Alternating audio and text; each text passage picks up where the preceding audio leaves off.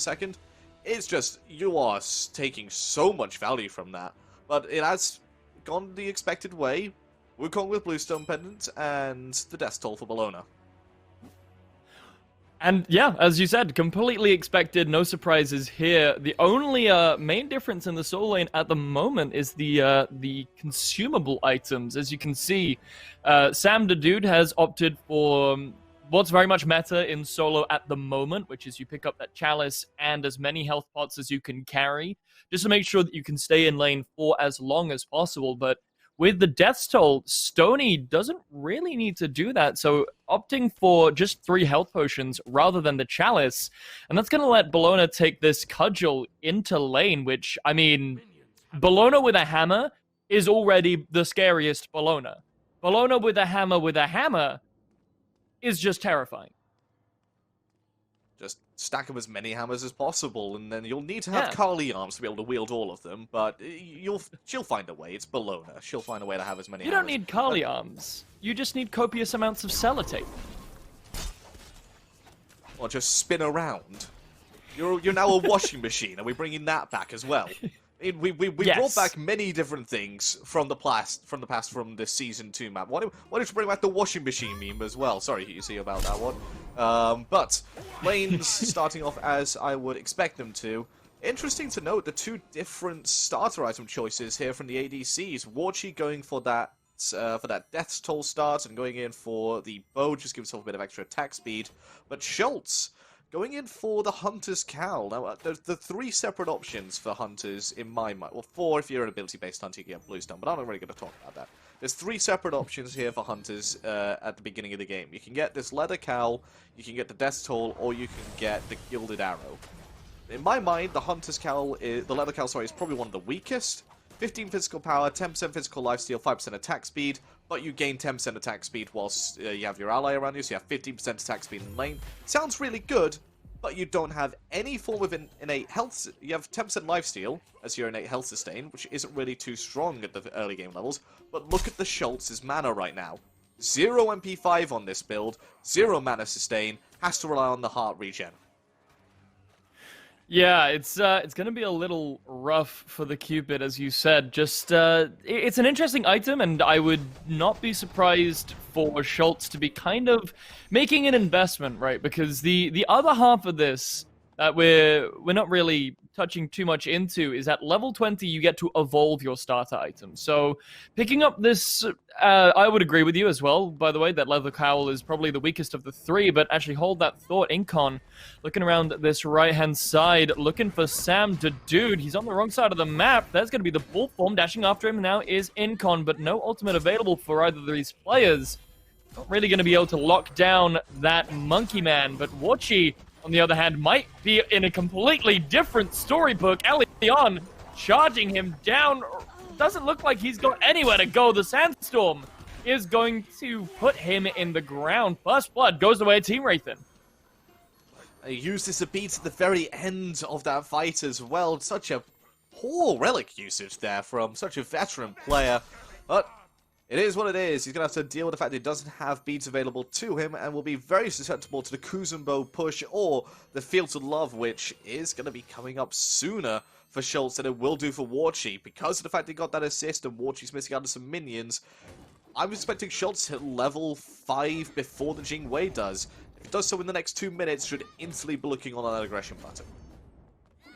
Absolutely. Just no way of getting out of that Field of Love. The Mesmerize going to really be dangerous for Warchi without his ultimate hit, but as you said, Warchi is a seasoned player, and it wouldn't surprise me if we saw this Jingwei play a little bit more passively, a little bit more willing to step back away, but Elion definitely not choosing passivity in this game as he's going straight into Stonie, coming in and trying to get a revenge gank, but Stonie's quite comfortable underneath his tower, and with that wave text, Elion's going to press that B button whilst his solo laner goes and gets that blue buff all by his lonesome. The buffs are quite easy to take down at the very beginning of the game. Whilst before, I'm going to hold that thought as Incon making his presence known over here. Level 5, instant Divine Retribution, and the pluck comes out as well. Savvy, no dash. nowhere to go, and no life remaining. Pops the shell just to try and buy some more time, but Warchi gets revenge. It's a really good pickup there from Team Incon to find up some lost ground that they lost from that first blood. As you can see now, Warchi hits level 5 before Schultz, which is not something that we were expecting to happen there, but that extra kill is worth a lot more than the assist that Schultz was able to get from that gank earlier on in the game, so definitely excited to see what Warchi can do with this level lead. He's a very aggressive player, so I'm expecting some good things from this Jingwei. Jingwei, I know that you don't like her, but Jingwei is one of my favorites. But AJ, let's backtrack a little bit to the buffs. They are very easy to kill at the start of the game, but they do also have a hidden secret as well. Yes, if around the map, spawning on where the Gold Fury and the Fire Giant are right now, are these greater scorpions. Now, greater scorpions are one of the best, in my mind, one of the best introductions to this map, because it makes it feel a bit more alive. If you're able to take down the greater scorpion, the buffs on your quadrant, so if you take it down on the Fire Giant side, then the buffs on the Fire Giant side of your map will be enhanced. So speed buff and blue buff will be enhanced. And they'll just give you a bit of extra oomph for those buffs. Now, you take down the Greater Scorpion will then spawn in a different location. If you take it down, it will spawn in the enemy jungle a bit more, much like Stonie would be spawning back in base very soon. And if you are... if the enemy team takes it, it will then spawn back in your side of the jungle. Leon finally cleaning up the kill just as Stonie gets into tower. He was waiting for you to finish your sentence. He was being patient. I was trying to roll it off the tongue, like, just as a kill happens here, if you kill this, it will then spawn here, like it's going to spawn in base. It was beautiful, it was well perfectly timed, and he had to survive a bit longer than he needed to.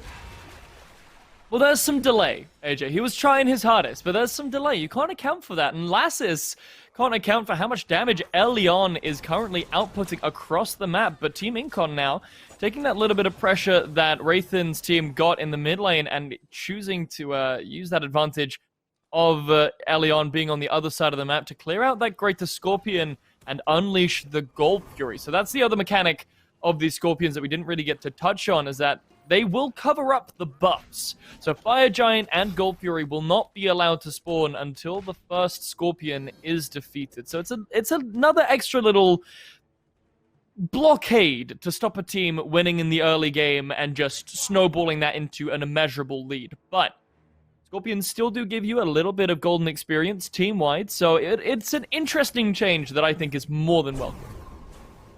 I like it as well, and just as a smaller, it's also Pyromancer that will stop being spawned. I didn't realize that until I was playing a game earlier, 20 minutes in, or 17 minutes in or something. Greater Scorpion on the solo lane hadn't been cleared, I don't know how, and all of a sudden, still couldn't do Pyromancer until we cleared it. It took a few seconds for it to spawn, as it does the Fire Giant. But you also find that in lane, you will get some Scorpions. They're lesser Scorpions, just give yourself a bit of experience, a bit of regen. A Schultz coming into a 1 versus 2 with Warchi alongside Savvy. Level 8 on that Jingwei, still able to dance and juke around thanks to that airstrike. Gets herself away from danger. In the meantime, a fight going on the other side of the jungle. Smitten trying to lock down this Poseidon that Incon already ulted, but the Kraken's going to come out and Incon forced the dash away. Smitten is going to pay the price of their crimes. However, she's going to be the another body to add to the list of Team Wraithen, who are currently storming into the lead here with, I believe, just under 2k as Warchi once again stunned out in the jungle here. And Stonie could look like he's in some trouble. Jingu bang after the Roamer Invicta. Stonie's going to fall down soloed in the solo lane. 8 minutes in. That's got to feel bad.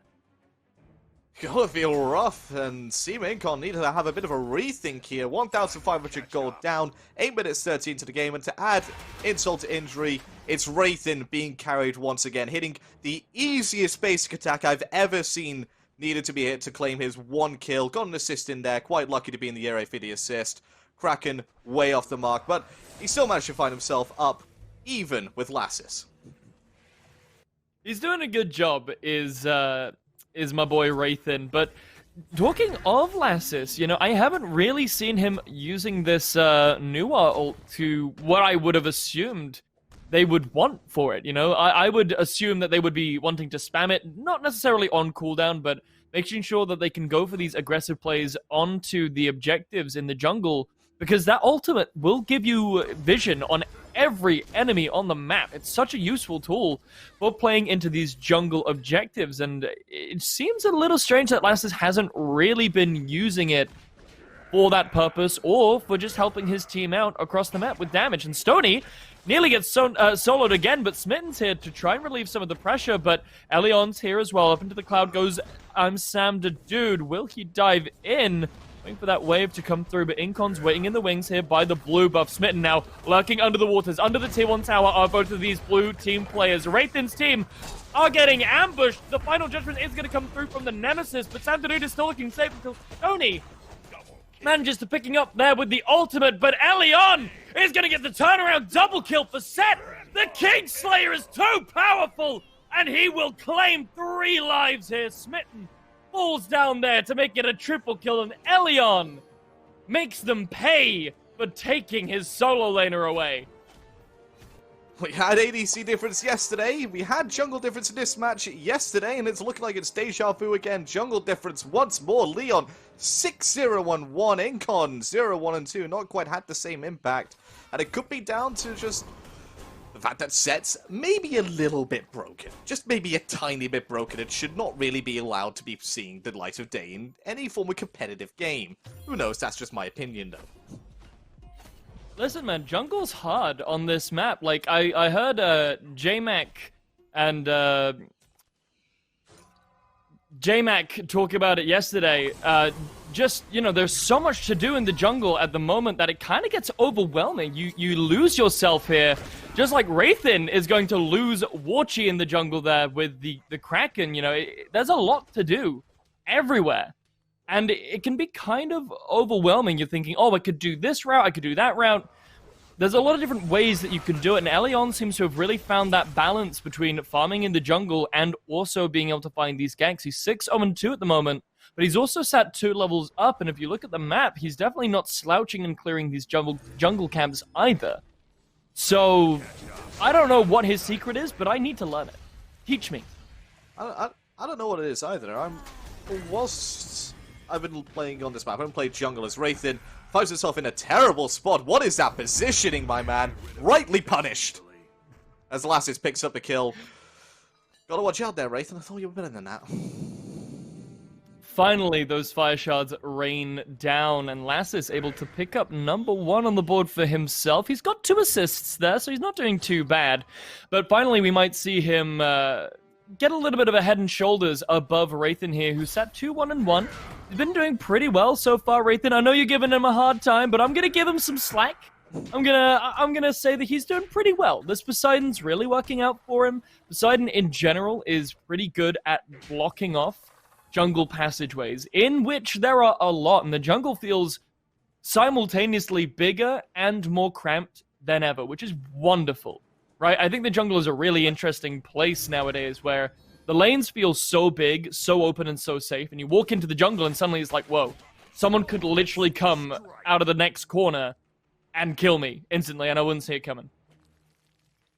I think this map definitely does make it feel like you're in the jungle, you're in a completely different world. You don't really know what to expect from any of these corners. It always feels tiny bit scary to go into the jungle if you are by yourself without ward coverage, just because of the amount of different rotation paths, amount of different angles that could come through.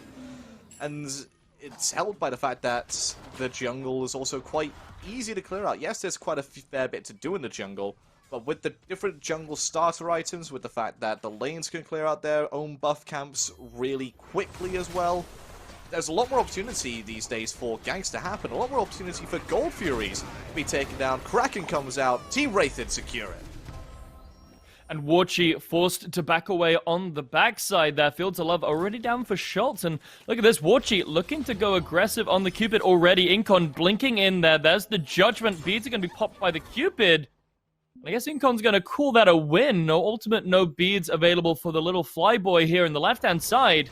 So I would expect to see Incon coming back into this lane shortly once his ultimate's back up, or potentially even before then to try and secure a kill. But back in this right-hand side, SamDaDude still doing pretty good. He's got a level up on his Bologna counterpart, but despite getting soloed earlier, I think Stonie's actually done a pretty good job in staying relatively even with Wukong. I mean, a level down after getting soloed, he's got 2 more deaths.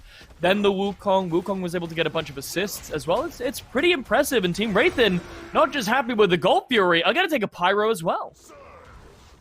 And nowhere to be found. Team Incon just letting both those objectives fall down. To go back to your point about Stonie, yeah, I feel like he has done well when he's had the opportunity to be involved in the fights, but they've been few and far between, and it's a bit of an unorthodox build coming out here from Stonie and from SamDaDude, to that matter. Both of them going for the Frostbound Hammers as their second item, just to try and box out a bit more, try and get more of that utility slow. It's not something I've really seen so far in Season 7, or indeed in the Season 8 PTS, which you can go play now. Yeah, I was expecting something more along the lines of Sledge, maybe a little bit of a meta detour into Blackthorn Hammer, you know, something else that would be a little bit more aggressive. And while Frostbound isn't, you know, I'm not going to sit here and say Frostbound is a passive item, you know, this is for someone who wants to get all up in your face. It's definitely, it feels more like a supportive item compared to some of the more bruisery builds that can branch out from that cudgel, which we saw Bologna go at the start there. So I really do enjoy this Frostbound. Bologna has a wonderful time of applying it to anyone and everyone who has a minute to talk about our Lord and Savior, Hammer. Actually, Lassus saying that gets blinked on. There's the ultimate Kraken! Comes through. Lassus gonna get eaten by a shark before he's able to take off into the air. Poor guy. Now, over here in this left-hand side, Warchi might be in trouble too. He's going to be popped with the Heart Bomb. Not quite enough to finish up the Warchi, but the dash through from Schultz is. Warchi's going to fall now here in the mid lane. It's all falling apart for Team Incon. Incon looks like he could fall over. The shield is going to be good enough to save his health bar for now. There's going to be the shell as well to keep him alive. Elion now blinking forward under the tower. There's going to be the Whirlpool to try and slow down Team Incon, but Wraithen, you still got a tier 2 tower right here, my guy. You can't push a Phoenix just yet. They're going to take a detour, clear out that tier 2 and the tier 1 in left simultaneously. And now, Fire Giant's on the menu, boys. I don't know if Fire Giant's going to be available to them. Yes, they have a fair few base attackers over on this side of the map, but without the Cupid over here, it could be difficult to really burst this objective down. They noticed that there was the ward on it. Take out the ward and just back off. I think if there was no sentry ward or ward on that Fire Giant whatsoever from Team Incon, they might have started it up just to try and bait out somebody, try and bait a fight. But wisely enough, backing off, resetting, using the gold that they have in hand, just to try and get a few more items that extend their lead further. I think if Wraithen has ult in that situation, if it came back up a little bit earlier, maybe Team Wraithen stay and they do it with the Kraken to secure, but Wraithen may be feeling a little bit uncomfortable with his ultimate still on cooldown, so I will give him the benefit of the doubt. Definitely was on the menu for them though, but better safe than sorry, Team Wraithen instead decides to go for, which is a smart decision. You know, they got a very good lead going here, 7k up from Team Incon in what I would say is a pretty big upset. You know, I was coming into this thinking the X-Pros were gonna take this pretty convincingly, but Team Wraithen putting up one hell of a fight at the moment. Yeah, led by Elion being absolutely massive on this set pick. Jingwei forced into the airstrike, and out comes the Kingslayer immediately jumping onto the Jingwei, who went back into the jungle, back into the clutches of Incon, who uses that Divine Judgment just to try and reduce protections from Leon, and the fight definitely breaking out with Smitten, coming out and lurking in the waters, but here's Savvy Squints as well, squishes Incon against the wall, flattened. Kappa, kappa, kappa, pa! We're gonna murder your entire team, Smitten! The next on the list to fall, as up into the sky now goes Lassus, but he's going to land into a Jingu. Bang! Schultz going to get credit for that kill, and now Team Wraithen charging down this tier 2 tower. Only Stonie and Warchi left standing, but instead of the tier 2 tower, Team Wraithen going to back up here and instead opt for the Oni Fury, which is going to give them a little bit more pressure across the map. And I'm wondering now, once they've backed and spent all this gold, with those Oni waves coming in and giving them pressure map-wide, do you think now is the Fire Giant window that Team Wraithen were looking for? with the fact that they have a 7-0 set, a Poseidon, and Schultz on a Cupid is 100% a possibility. I mean, the fact that it's not been looked at before was just the fact that they hadn't really been grouped up. Now that they are grouped up as a 5-man, they've got Schultz to see that there is actually more than one lane in the map. They could start to look at these objectives. Well, Schultz, I mean, listen, he's an adventurous little boy. He hasn't ventured too far from his home lane of the left-hand side, but when he does, he's made a really big impact, and the Pyro is going to be the first one to feel it from the Cupid. The Fire Giant looked at momentarily, but Team Wraithen get cold feet here at the last moment. They don't seem to have the ward coverage that maybe they would like over in this right-hand side. They can't quite see, evidently, that Watchy's all the way in left. Now, Elion in the mid lane is going to get ulted by Incon, but nothing really to come of it follow-up-wise. Lassus sitting on his abilities for now, potentially saving it for the Fire Giant pull. Team Wraithen, after finally discerning that, yes, Team Incon is not in the media area, are going to start up Fire Giant.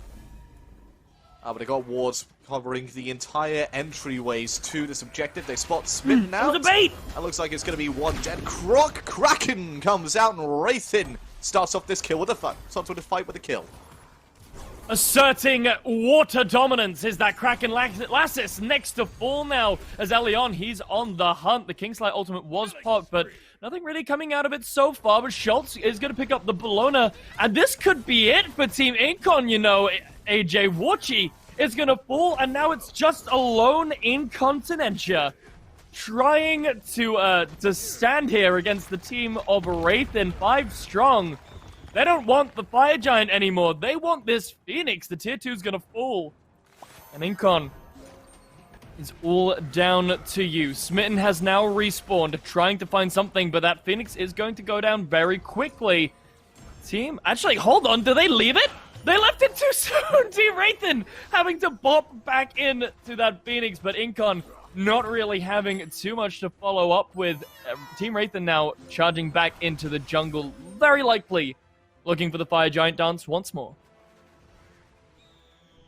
Pick up the great. No, they're not even going to pick up the Greater Scorpion on their way through. Just all hands on the Fire Giant. And the fact that Watchy is dead, and you can see Smitten and Incon going on to that left-hand side of the jungle towards the dual lane. Who cares that there's a new RL coming out? Fire Giant secured by Team Wraithen. Kraken completely off the mark once again. Give my dude some slack, man. Maybe he's just learning. I was told to do this by the people in the meet and greet with the Olympians. I'm sorry. Listen, he's just training. He's not the Kraken master yet. He's still learning how to command the Kraken properly. He doesn't have enough gym badges to properly control the Kraken, so sometimes it misbehaves and just is in a different place, okay? That's not his fault, alright? He's just trying to do what he can with this rebellious Kraken. I mean, he saw the fact that he just wants to emulate one of his favorite SPL mid laners in Wolfie and just have that sort of Kraken level go off. But over onto the left-hand side of the map, they go. Team Wraithen pushing up the best Phoenix potentially get if you do have a Fire Giant and want to maybe try and get another Fire Giant afterwards. If they have to deal with 5 minions over on the complete opposite side of the map, someone has to full-on commit to defending this lane. So you're guaranteed a 4v5 with the Fire Giant, or guaranteed another Phoenix again.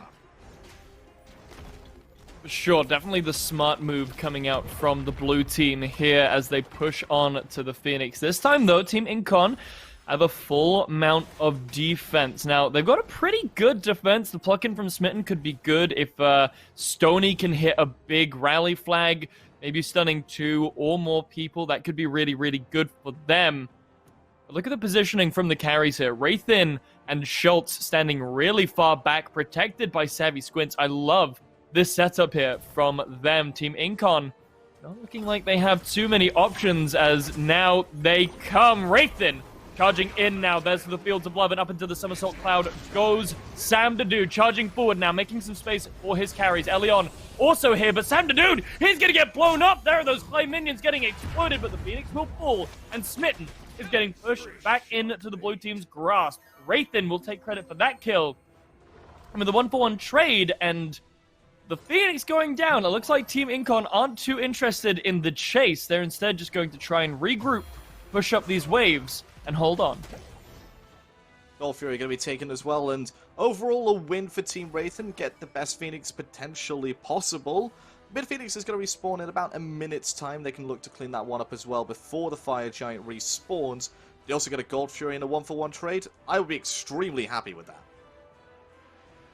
For sure, yeah, absolutely, but will they be able to hold on for that long? That's the key point here, right? Can Incon and his team hold on? No, they can't! Wraithen and his team charging in, devoured by the Kraken with Stonie and Incon.